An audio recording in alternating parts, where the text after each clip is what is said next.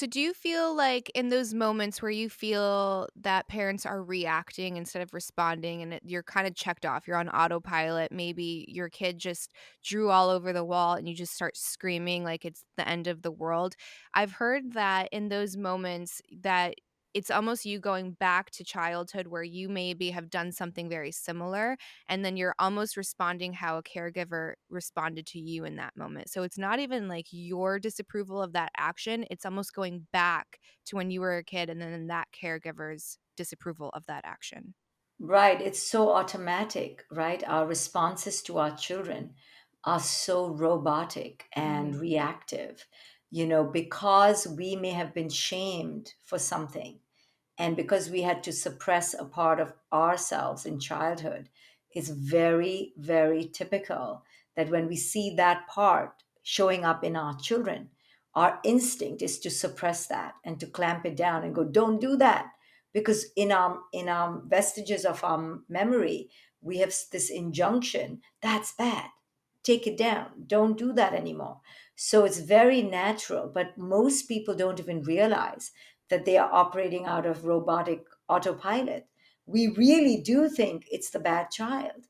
And that's where things need to break, because that is why children feel guilty and feel ashamed, because they imbibe this feeling that they are bad. And it's not. Sometimes it's just the parent overreacting from their childhood. So when it comes to the like the gravity of who is the one that is like modeling for the kids, and obviously this is geared like your book is geared towards parents and how to show up consciously and do the work on yourself.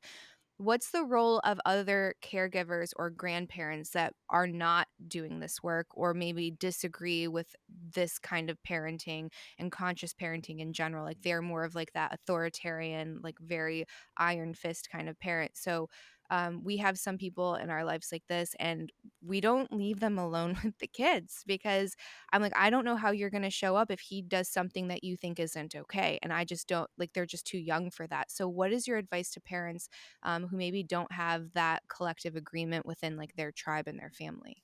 Yeah, I love that. Don't leave your children with abusive or potentially abusive people.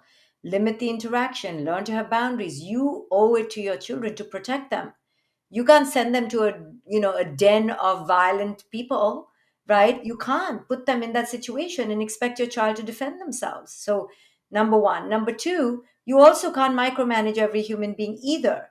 Mhm. So, if people are not terribly abusive, but you need them in your life, say your uncle comes once in a while or the grandmother, but she's a little bit toxic but not terribly violent, you teach your child, that's just grandma, she grew up in a different time, have you seen her grandmother? They come like this, don't take it personally. So there are valuable lessons to learn, but again, it's about safety. If it crosses a boundary and it violates the person's sense of safety, you need to jump in and cut the cord and create that strong boundary, because it's not for the child to create that boundary for themselves.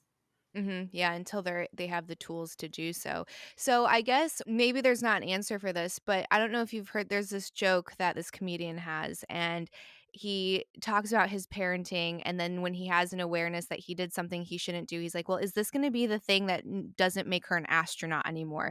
Like, is this gonna be like this fight or this way that I shouted or did a timeout when I shouldn't have? Is this gonna be the thing that like breaks her, creates that like that permanent trauma or like semi-permanent trauma. So when it comes to that, I like that sense of worry, I guess like where are the bounds? Because I feel like sometimes when you have that internal voice and you do meditation or you do the work, you'll be like, oh, the one time my mom said, I hate the way that you sing. And now I don't sing at all. So what is going to be, it could be that one thing. So it doesn't necessarily have to be like that physical violent abuse. It could be one disparaging comment that just sticks. Yeah, and on one hand, one thing is not enough. On another hand, one thing could be the one thing. Mhm. So we don't know, and it's okay, you can't be perfect. Typically, though, it's not just one thing. Mhm. Typically, you see, if somebody is vulnerable to one thing, means they've been already been chipping away 100 times before. Now, if it's one like life-changing thing, like a rape, or they've been locked up in a room for 16 hours, yeah, if it's something very extreme, that could break somebody.